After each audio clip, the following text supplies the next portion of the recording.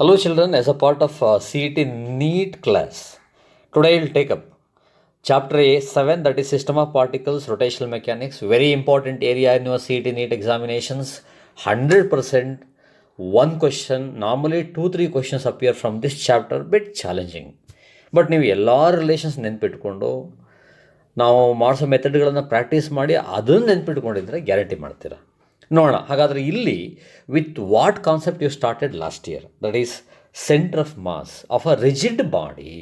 What is a rigid body? If you consider a body like ball, a stone, right? Rigid ಅಂತ ಯಾವಾಗ ಹೇಳ್ತೀರಾ ನೀವು? When external force is applied, there is no change in the shape, size, volume when external force is applied. ಅಂದರೆ ಎಲ್ಲ ಪಾರ್ಟಿಕಲ್ಸ್ಗಳು translational ಮೋಷನಲ್ಲಿ ಒಂದೇ ಸ್ಪೀಡ್ನ process ಮಾಡ್ತವೆ, ಒಂದೇ ಡೈರೆಕ್ಷನಲ್ಲಿ move ಆಗ್ತವೆ. ಹಾಗೆ translation motion from one point ಅನ್ನೋದು ಶಿಫ್ಟ್ ಆದಾಗ ನೋಡಿ, ಈ ರಿಜಿಡ್ ಬಾಡಿನ can be treated as a collection of particles because every body is made up of atoms, molecules, and they are bound together strongly by molecular forces. They are held very strongly so that there is no change in the shape, size, volume takes place ಯಾವಾಗ when external force is applied.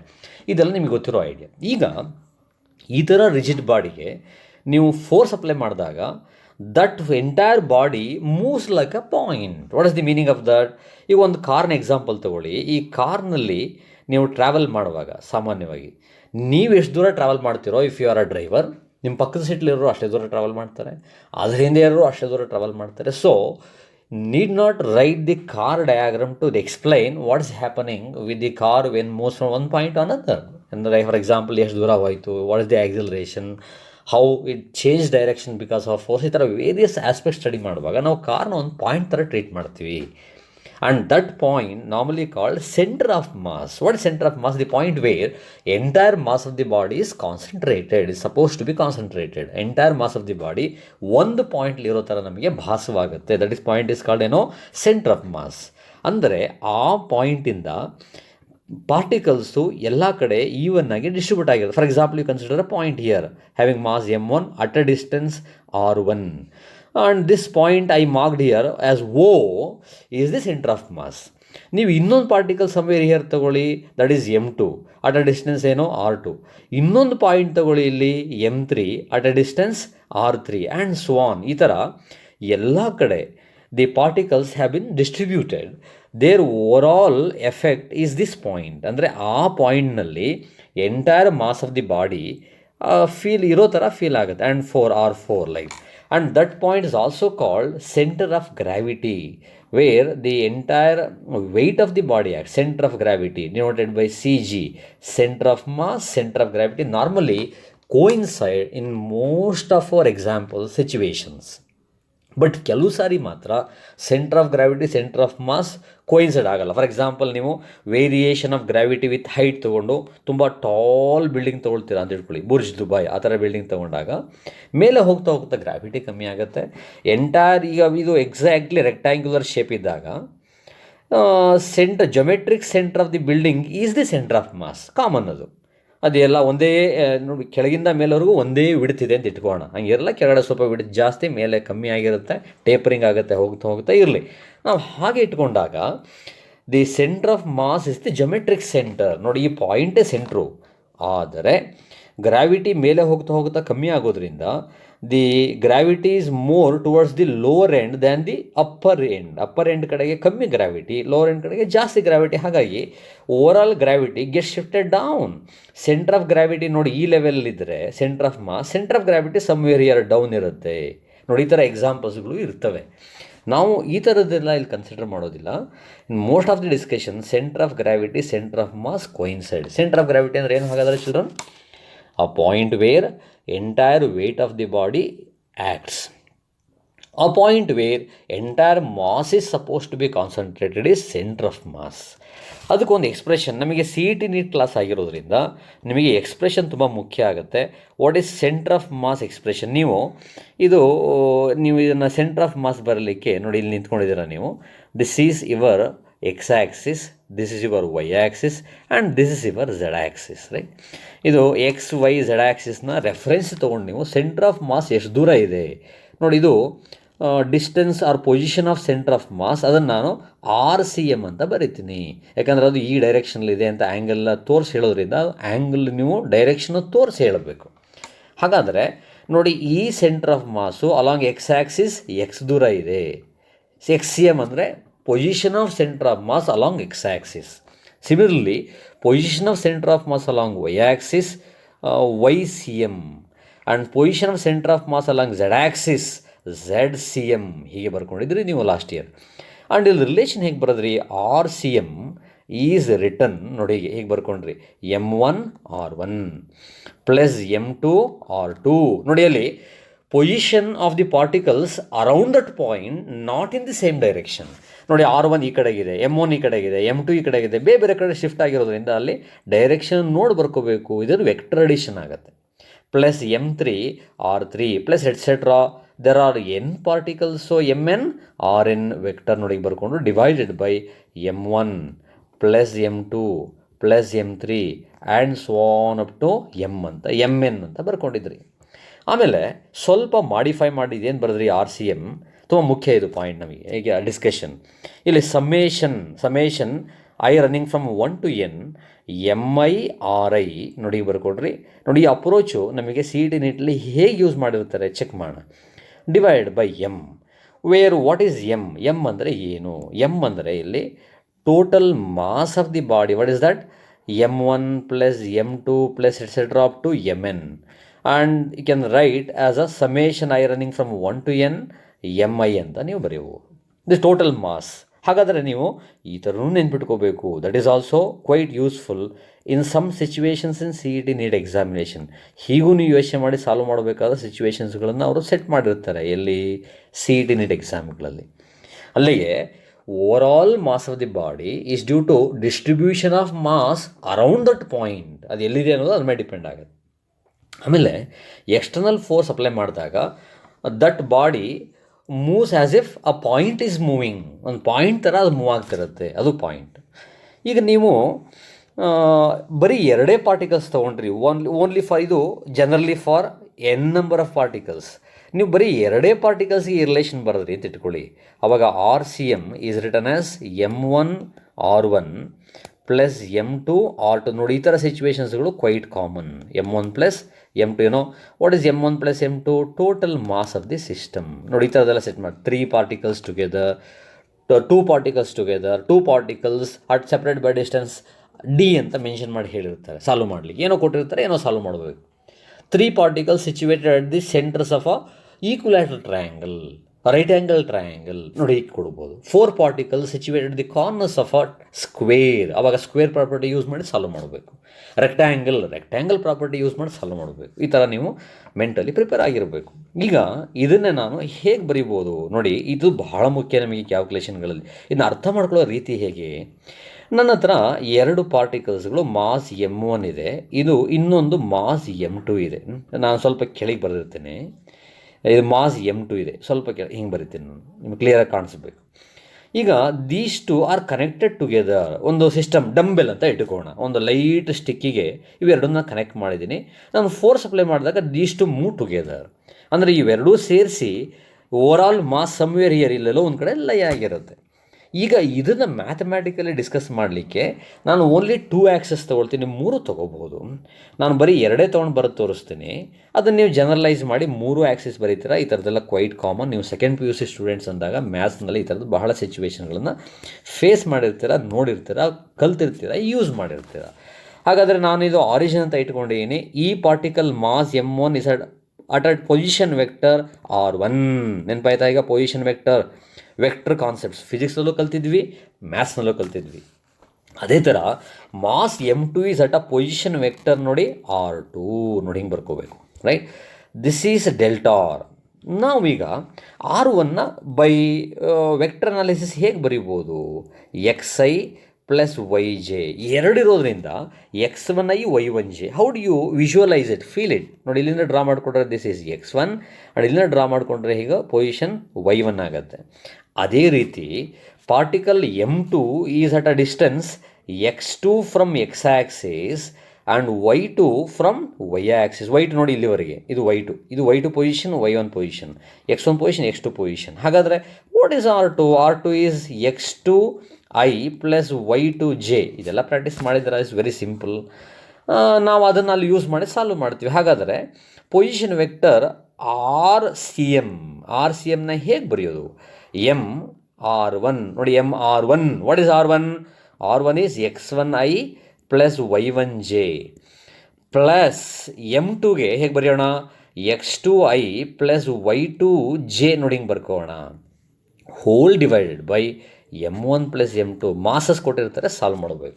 ಆಮೇಲೆ ಈ ಮಾಸ್ನ multiply ಮಾಡ್ಕೊಂಡು ನೀವು ಅಲ್ಲಿ ಒಳಗಡೆ add ಮಾಡಿಕೊಂಡು solve ಮಾಡೋದು ಫೈನಲ್ಲಾಗಿ. ಈಗ ಇದನ್ನು ಒಂದು ಎಕ್ಸಾಂಪಲ್ ನೋಡೋಣ. ಅದಕ್ಕಿಂತ ಮೊದಲು ಬರೀ ಎಕ್ಸ್ ಆ್ಯಕ್ಸಿಸ್ಗೆ ಬರೆದಿದ್ದೆ ಅಂತ ಇಟ್ಕೊಳ್ಳಿ. ನೋಡಿ, ಇದೊಂದು ಎಕ್ಸ್ ಆ್ಯಕ್ಸಿಸ್ಸು. ಎಕ್ಸ್ ಆ್ಯಕ್ಸಿಸ್ ಮೇಲೆ 2 particles lying, one having mass m1, the other having mass m2.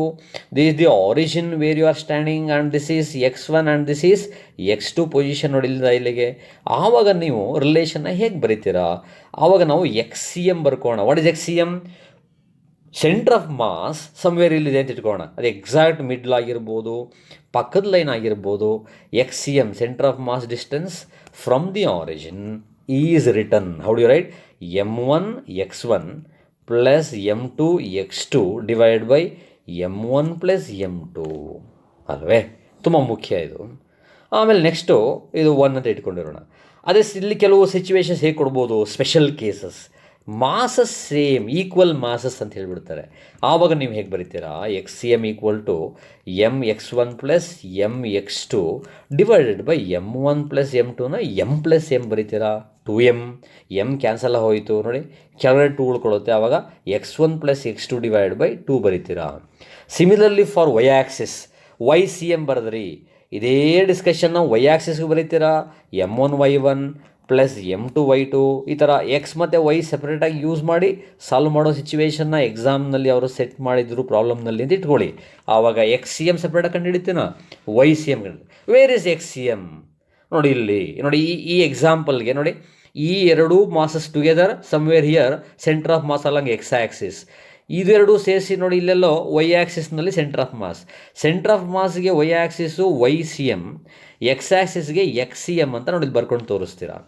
ಹಾಗೆ ನೀವು ಸಾಲ್ವ್ ಮಾಡಬೇಕಾದಾಗ ಹೀಗೆ ಬರೀಬೇಕು. M1 x1 plus M2 x2 divide by M1 plus M2 and Y C M M1 y1 plus M2 y2 M2 y2 divide by M1 plus M2. Same masses ಆಗಿದ್ದಾಗ ಇಲ್ಲೂ ಕೂಡ ಏನು ಬರೀತೀರಾ ನೀವು? y1 plus y2 divide by 2 ಬರೀತೀರಾ. If M1 that equal to M2. ಎರಡೂ distance ಒಂದೇ ಆಗಿದ್ದಾಗ ಅದು. ಆಮೇಲೆ ನೀವು ಆರಿಜಿನ್ ಬಂದ್ರಿ, at origin centre of mass ಎಲ್ಲಿದೆಯೋ ಅಲ್ಲೇ ನೀವಿದ್ರಿ ಅಂತ ಇಟ್ಕೊಳ್ಳಿ. ಆರಿಜಿನ್ ಹಿಂಗೆ ಬರೆಯೋಣ, origin is at centre of ಮಾಸ್ನಲ್ಲೇ ಆರಿಜಿನ್ ಇದ್ದರೆ ಆವಾಗ ನೀವು ಎಕ್ಸ್ ಸಿ ಎಮ್ನ ಆರ್ ವೈ ಸಿ ಎಮ್ ತೊಗೊಂಡಿದ್ರೆ ವೈ ಸಿ ಎಮ್ನ, ಆರ್ ಜನರಲಿ ಆರ್ ಅಂತ ತೊಗೊಂಡಿದ್ರೆ ಆರ್ ಸಿ ಎಮ್ನ 0 ಮಾಡ್ಕೋಬೇಕು. ಬಿಕಾಸ್ ನೀವು ಎಲ್ಲಿದ್ದೀರೋ ಅದೇ ಆರಿಜಿನ್. ಆವಾಗ ನೋಡಿ, ಲೆಫ್ಟ್ ಸೈಡ್ ಈ ಥರ 0 ಆಗೋಯ್ತು. ಏನಾಯಿತು? This implies 0 that equal to M1 R1 plus M2 R2 for 3 dimensional space, 2 dimensional space. ಈ ಥರ ಬರೆಯೋದು ನಾನು. M1 ಪ್ಲಸ್ M2 ನೋಡಿ ಹಿಂಗೆ ಬರೀತೀನಿ. ಹೆಂಗೋಯ್ತು? ಆವಾಗ ಈ ಟರ್ಮ್ 0 ಆಯಿತು ಅಂದರೆ M1 R1 plus M2 R2 that equal to 0 vector analysis ಬರೀತೀರ. ಆವಾಗ ನಾನು M1 R1 that equal to M2 R2 shift ಮಾಡಿದಾಗ ಸೈಡು ಮೈನಸ್ ಆಯಿತು, ವೆಕ್ಟರ್ ಫಾರ್ಮ್ ಬರೀತೀರಾ. If R right R1 that is minus M2 by M1 R2 ನೋಡಿ ಹಿಂಗೆ ಬರೀತೀರಾ. ನಾನು R ಬದಲಿಗೆ ಎಕ್ಸ್ ಆ್ಯಕ್ಸಿಸ್ ತೊಗೊಂಡೆ. ಆವಾಗ x1 that equal to minus M2 by M1 into x2. Similarly y2 that equal to minus M2 divide by M1 into y2, x2 x1 y1 y2. ಅದೇ ಥರ z1 ಬರದೆ that is M2 by M1 into z2. Like this you will write. ಈ ಥರ ಸಿಚುವೇಶನ್ನ use ಮಾಡ್ತೀವಿ. ಆಮೇಲೆ ನಾವು ಏನು position vector of centre of ಮಾಸ್ನ ಕಂಡುಹಿಡಿದುವೋ that is M1 R1 plus M2 R2 divide by M1 plus M2 ನೋಡಿ ಹಿಂಗೆ ಬರ್ಕೊಂಡವಲ್ವೇ. ಈಗ rate of change of position is called what? Velocity. So velocity centre of mass D R C M divide by D T. ಆವಾಗ ನಾವು ನೋಡಿ M1 D R one by D T plus M2 D R two divide by D T. And ಡಿನಾಮಿನೇಟರ್ನಲ್ಲಿ mass is a constant M1 plus M2. ಆವಾಗ ನಾವು M1 plus M2ನ total ಏನು ಬರಿಬೋದು, M ಅಂತ ಬರಿಬೋದಾಗಿರೋದ್ರಿಂದ M ಈ ಕಡೆ ತೊಗೊಂಡೆಂದು ಇಟ್ಕೊಳ್ಳಿ. ಆವಾಗ M into velocity of centre of mass, ಅದ್ರ ಡೈರೆಕ್ಷನ್ನು ಮುಖ್ಯ. ಹಾಗಾಗಿ ವೆಕ್ಟರ್ನ ನಾವು ಬರಿತೀವಿ. ಡೈರೆಕ್ಷನ್ ಚೇಂಜ್ ಆಗದೆ ಹೋದರೆ ಬರೀ ವ್ಯಾಲ್ಯೂ ಯೂಸ್ ಮಾಡ್ತೀರಾ, ಆ್ಯರೋ ಬರೆಯೋಕ್ಕೆ ಹೋಗೋದಿಲ್ಲ. ಹಾಗಾದರೆ ಯೋಚನೆ ಮಾಡಿ, what is d R one by D t? D R one by D t is rate of change of position of first mass, that is velocity of mass v1, plus m2 into rate of change of position of second mass m2, that is v2 velocity of center of mass 2 v2 ಬರೀತೀರಾ. ಹಾಗಾಗಿ velocity of centre of mass is equal to velocity of centre of mass 1 times m1, velocity of centre of mass 2 times m2 divide by m1 plus m2. m1 plus m2 ಲೆಫ್ಟೇ ತೊಗೊಂಡಿದ್ದೀನಿ. ನಾ ಇದನ್ನು momentum ಅಂತಲೂ ಬರಿಬೋದು. Momentum of centre of mass, momentum of first particle plus momentum of second particle and so on. ಈ ಥರ ನಾನು ಎಷ್ಟೇ ನಂಬರ್ ಆಫ್ ಪಾರ್ಟಿಕಲ್ಸ್ಗೆ ಜನರಲೈಸ್ ಮಾಡ್ತಾ ಹೋಗ್ಬೋದು.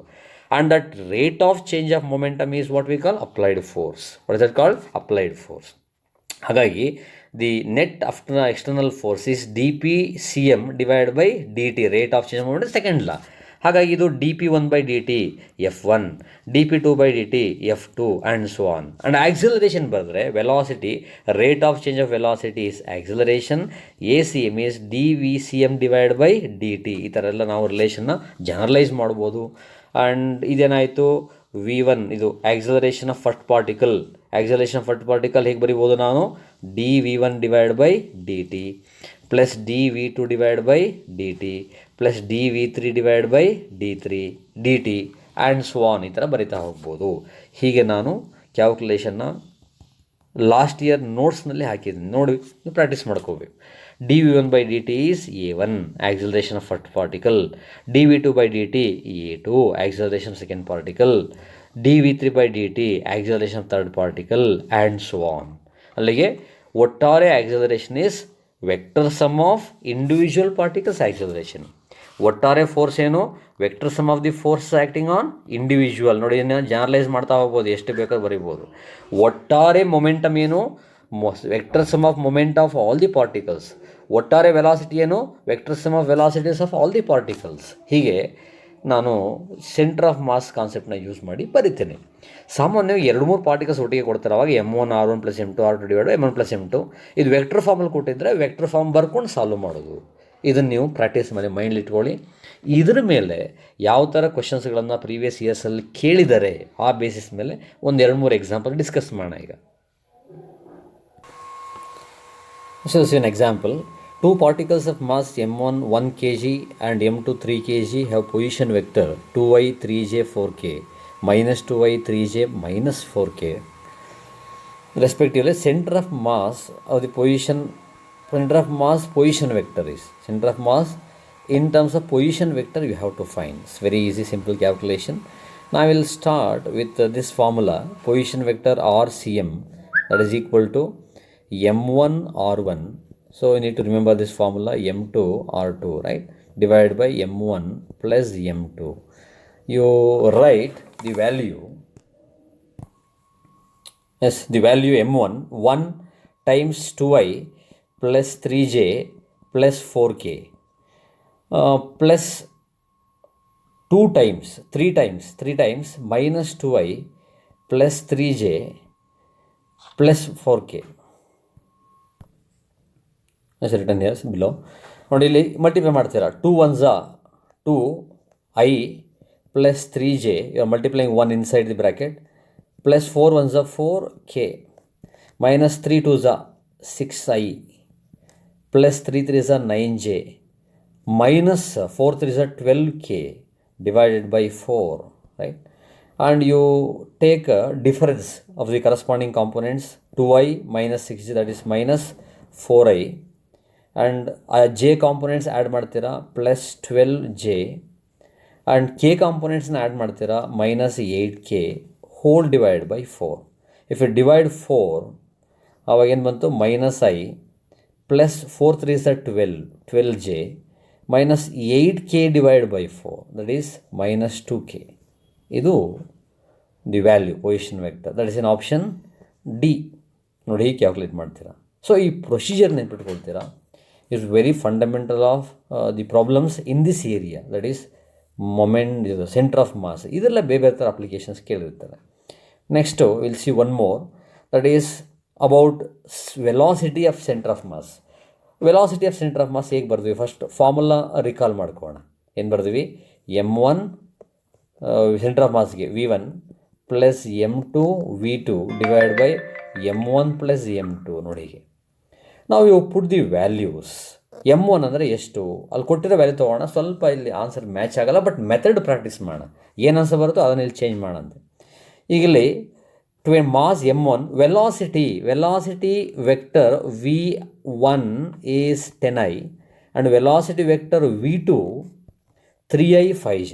So you write M1 V1 10I plus M2 800 into 3I plus 5J, 3I plus 5J divided by 20 plus 800, that is 820. As it is match ಆಗಲ್ಲ mostly. ನೋಡೋಣ, value print ಆಗೋದೇನೋ change ಆಗಿದೆ, but method let's learn. ಅದನ್ನ option ಯಾವುದಾದ್ರು ಒಂದು change ಮಾಡ್ಕೊಳ್ಳೋಣ. ಇಲ್ಲಿ VCM centre of mass, that is equal to, you multiply this inside, that is 200I plus 800 3s, 8 3s 24, 2400I, 2400I plus 8 5s 40, 8 5s 40, 4000J whole divided by 820. So that's equal to 200 plus 4000, that is 4200. You are adding I components, right? I components add ಮಾಡಿದ್ರೆ I component ಏನಿದೆ ಇಲ್ಲಿ first term, I component first term 200, ಇಲ್ಲಿ 2400. So it becomes 2600 I components add ಮಾಡಿದ್ರಿ. J components ಒಂದೇ ಇದೆ, so right 4000J divided by 820. You divide 820 to both the terms, divide ಮಾಡಿ 1010 cancel ಮಾಡ್ತೀರಾ.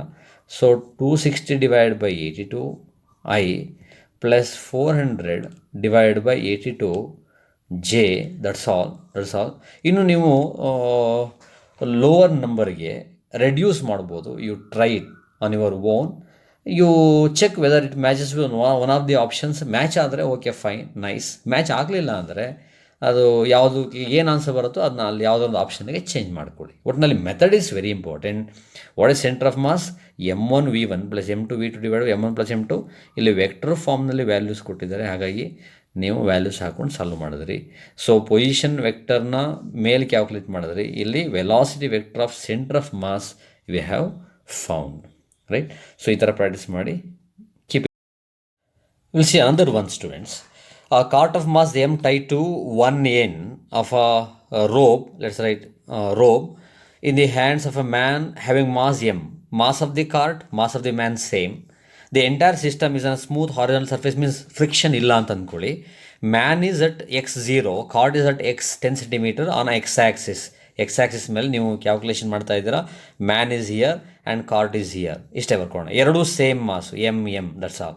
Centre of mass of the cart, centre of mass of the man, and the separation between them is 10 meters. Why? Because the position of the man is 0, position of the cart is 10 meters. ಹಾಗಾಗಿ total distance 10 ಆಯಿತು.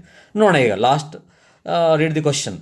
If man pulls the cart by a rope, the man and the cart will meet at a point. ಇಲ್ಲಿ ಫ್ರಿಕ್ಷನ್ಲೆಸ್ ಆಗಿರೋದ್ರಿಂದ man ಎಷ್ಟು effort ಹಾಕ್ತಾನೋ, the cart also applies the same force, because action is equal to opposite to reaction.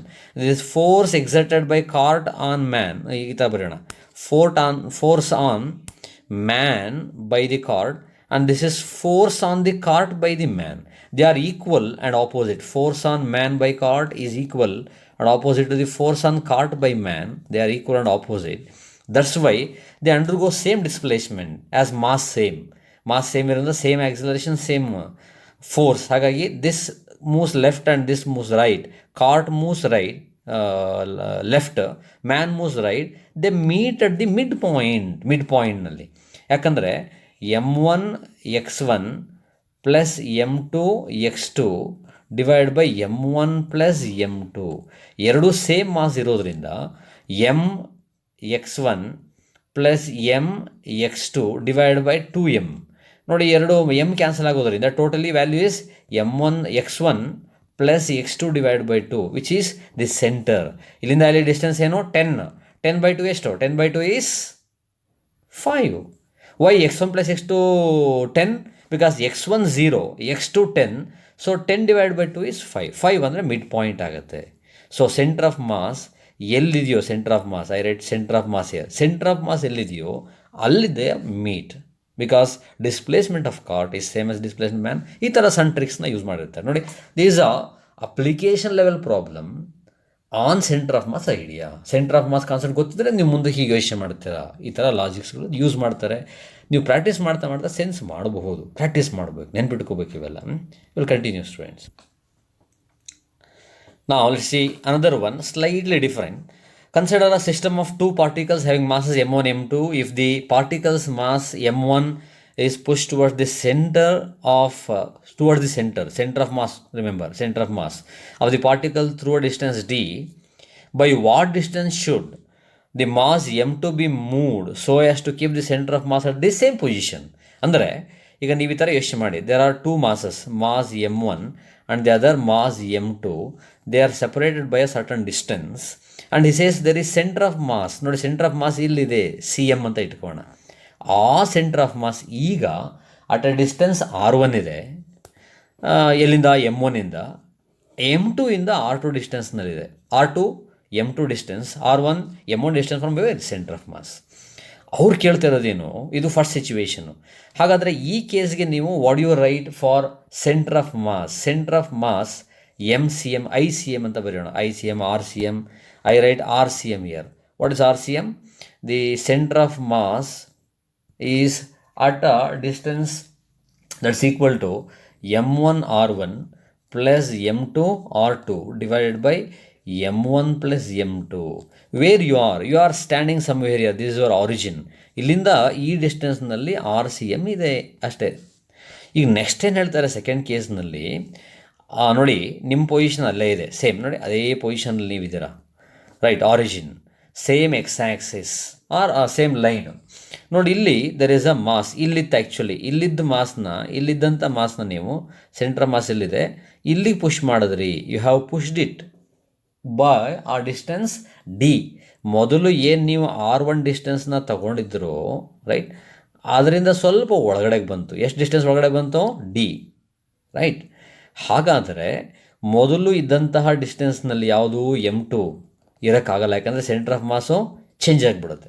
Centre of ಮಾಸ್ನ ಅಲ್ಲೇ maintain ಮಾಡಬೇಕು ಅನ್ನೋದಾದರೆ ಇದು ಹತ್ತಿರ ಬಂದರೆ ಈ ಕಡೆಗೆ ಎಫೆಕ್ಟ್ ಜಾಸ್ತಿ ಆಯಿತು. ಹಾಗಾಗಿ ಇನ್ಕ್ರೀಸ್ ಮಾಡಬೇಕು ಅಂದರೆ ಈ ಡಿಸ್ಟೆನ್ಸ್ ಜಾಸ್ತಿ ಮಾಡ್ಕೋಬೇಕು ರೈಟ್ ಸೈಡ್ಗೆ. ಹಾಗಾಗಿ ನಾವು ಮೊದಲು r2 ಡಿಸ್ಟೆನ್ಸ್ನಲ್ಲಿತ್ತು ಯಾವುದು? m2. m1 r1 ಡಿಸ್ಟೆನ್ಸ್ನಲ್ಲಿತ್ತು. Let us recall once again. m1 at a distance r1 from center of mass, m2 at a distance r2 from center of mass. Now he says if I push the mass m1 towards center of mass by a distance d, by distance d ನಾನು push ಮಾಡಿದ್ದೀನಿ. By distance D push ಮಾಡಿದ್ರೆ what is the effective distance? Effective distance is ಎಷ್ಟಾಯಿತು?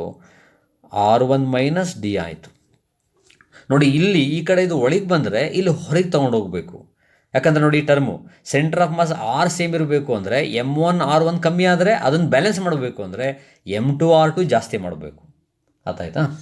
ಇಲ್ಲಿ m2 r2 ಜಾಸ್ತಿ ಮಾಡಬೇಕು ಅನ್ನೋದಾದರೆ m1 m2 same ಇರೋದ್ರಿಂದ, ಅವು ಚೇಂಜ್ ಆಗದೆ ಇರೋದ್ರಿಂದ, ಡಿನಾಮಿನೇಟರ್ನಲ್ಲೂ ಚೇಂಜ್ ಆಗದೆ ಇರೋದ್ರಿಂದ m1 r1 ಕಮ್ಮಿ ಆಯಿತು. ಬಿಕಾಸ್ r1 ಕಮ್ಮಿ ಆಯಿತು, ಅವಾಗ r2 ಜಾಸ್ತಿ ಮಾಡಬೇಕು. r2 ಜಾಸ್ತಿ ಮಾಡಬೇಕು ಅಂದರೆ r2 ನೋಡಿ ಇಲ್ಲಿತ್ತಲ್ಲೋ ಮೊದಲು, ಅದನ್ನು ತೊಗೊಂಡೋಗಿ ಇಲ್ಲೆಲ್ಲೋ ಇಟ್ಕೋಬೇಕು. ನೀವೀಗ ಈ ಡಿಸ್ಟೆನ್ಸಿಗೆ ತೊಗೊಂಡೋಗಿ ಹಾಕಬೇಕು, ರೈಟ್? ಆ ಡಿಸ್ಟೆನ್ಸಿಗೆ ಹಾಕಿದಾಗ ಆ ಡಿಸ್ಟೆನ್ಸ್ನ ನಾವು ಸಮ್ ಎಷ್ಟು ದೂರ ಮೂವ್ ಮಾಡಿದ್ದೀವಿ? ಸಮ್ ಡಿ ಡ್ಯಾಶ್ ಅಂತ ಇಟ್ಕೊಂಡಿರೋಣ. ಡಿ ಡ್ಯಾಶ್ ಇಲ್ಲಿ ಒಳಗೆ ಡಿ ಪುಷ್ ಮಾಡಿದ್ರೆ ಇಲ್ಲಿ ಡಿ ಡ್ಯಾಶ್ ಹೊರಗೆ ಪುಷ್ ಮಾಡ್ತಾ ಇದ್ದೀರಾ. ಎರಡೂ ಒಂದೇ ಮಾಸ್ ಆಗಿದ್ದಿದ್ರೆ ಒಂದೇ ಡಿಸ್ಟೆನ್ಸು, ಒಳಗೆ ಎಷ್ಟು ಪುಷ್ ಮಾಡ್ತಿರೋ ಅದೇ ಹೊರಗೆ. ನೋಡಿ, ಅದೊಂದು ಪ್ರಾಬ್ಲಮ್ ಇರಬಹುದು. ಇನ್ನೊಂದು ಸಾರಿ ಎಕ್ಸಾಮ್ ನಾನು ಇದನ್ನು ಡಿಸ್ಕಸ್ ಮಾಡ್ತಾ ಇದ್ದೀನಿ. ಎಕ್ಸಾಮಲ್ಲಿ ಹೇಗೆ ಕೇಳ್ಬೋದು? They are two equal masses, they are equal in mass ಅಂತ ಕೊಟ್ಟಾಗ ಡಿ ಎಷ್ಟು ಒಳಗೆ ಪುಷ್ ಮಾಡ್ತಿರೋ ಅಷ್ಟೇ M1ನ ಎಷ್ಟು ಒಳಗೆ ಪುಷ್ ಮಾಡ್ತಿರೋ ಬೈ ಡಿಸ್ಟೆನ್ಸ್ ಡಿ ಅಷ್ಟೇ ಡಿಸ್ಟೆನ್ಸ್ M2ನ ಹೊರಗೆ ಪುಷ್ ಮಾಡಬೇಕು. ಬಟ್ ಇಲ್ಲಿ ಮಾಸಸ್ ಡಿಫ್ರೆಂಟ್ ಇರೋದ್ರಿಂದ ನಮಗೆ ಪ್ರಾಡಕ್ಟ್ ಸೇಮ್ ಆಗಬೇಕು. M1R1 ವ್ಯಾಲ್ಯೂ M2R2 ವ್ಯಾಲ್ಯೂ ಮೊದಲಿದ್ದಷ್ಟೇ ಇರಬೇಕು. ಆದರೆ M1R1 ಕಮ್ಮಿ ಆಗಿದೆ ಬಿಕಾಸ್ R1 ಡಿಸ್ಟೆನ್ಸ್ನ ನಾವು ಕಮ್ಮಿ ಮಾಡಿದ್ವಿ ಬೈ ಡಿಸ್ಟೆನ್ಸ್ ಡಿ.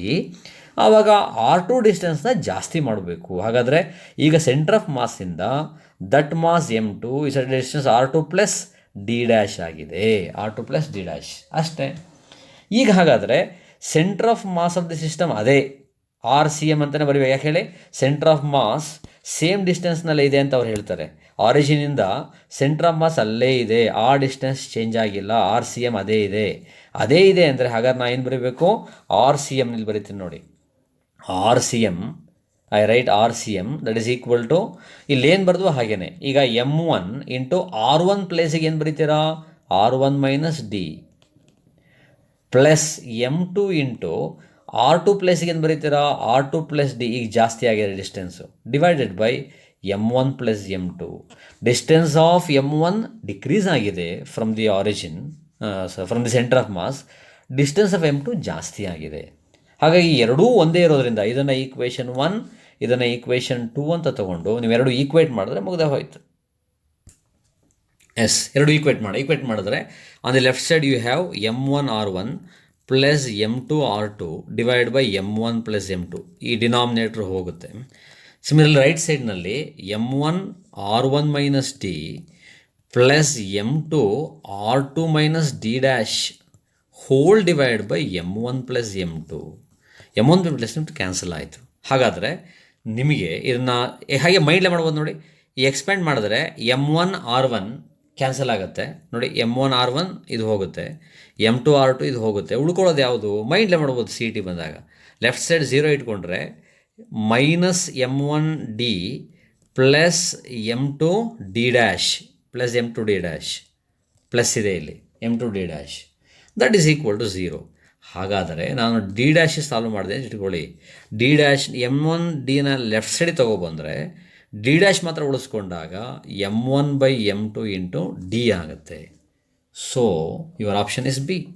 ನಿಮ್ಮ ಆಪ್ಷನ್ನು ನೋಡಿ ಇಲ್ಲಿ ಬಿ ಆಯಿತು. That is M2 by M1 into D. ನೋಡಿ ಈ ಥರ ಸಾಲ್ವ್ ಮಾಡ್ತೀರ. ಸೊ ಹೀಗೆ ಪ್ರಾಕ್ಟೀಸ್ ಮಾಡಿ, ಯು ವಿಲ್ ಕಂಟಿನ್ಯೂ.